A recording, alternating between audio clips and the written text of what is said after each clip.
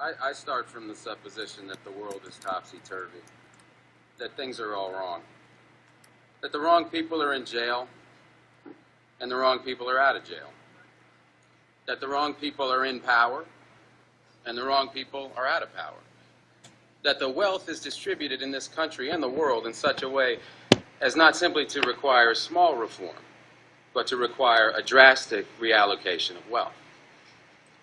I start from the supposition that we don't have to say too much about this because all we have to do is think about the state of the world today and realize that things are all upside down. Now, if you don't think, if you just listen to TV and read scholarly things, you actually begin to think that things are not so bad, or that just little things are wrong. But you have to get a little detached and then come back and look at the world, and you are horrified. So we have to start from that supposition that things are really topsy-turvy. And our topic is topsy-turvy, civil disobedience. Now, as soon as you say the topic is civil disobedience, you're saying our problem is civil disobedience. That is not our problem. Our problem is civil obedience.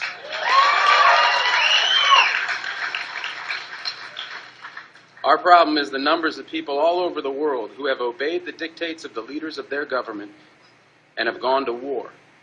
And millions have been killed because of this obedience. We recognize this for Nazi Germany. We know that the problem there was obedience, that the people obeyed Hitler. People obeyed. That was wrong. They should have challenged, and they should have resisted. And if we were only there, we would have showed them. Even in Stalin's Russia, we can understand that. People are obedient. All these herd-like people.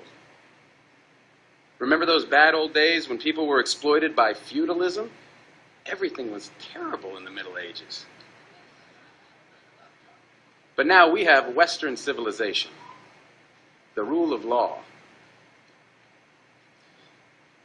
The rule of law has regularized and maximized the injustice that existed before the rule of law. That is what the rule of law has done.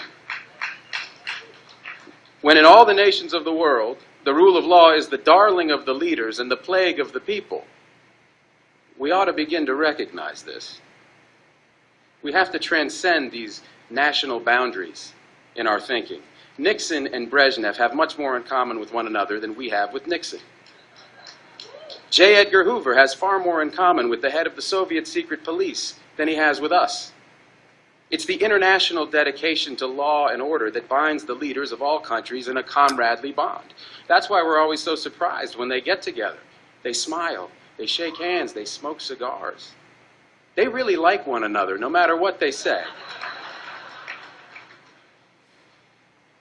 What we are trying to do, I assume, is really to get back to the principles and aims and spirit of the Declaration of Independence. This spirit is resistance to illegitimate authority and to forces that deprive people of their life and liberty and right to pursue happiness. And therefore, under these conditions, it urges the right to alter or abolish their current form of government, and the stress had been on abolish. But to establish the principles of the Declaration of Independence, we're going to need to go outside the law, to stop obeying the laws that demand killing or that allocate wealth the way it's been done, or that put people in jail for petty technical offenses and keep other people out of jail for enormous crimes.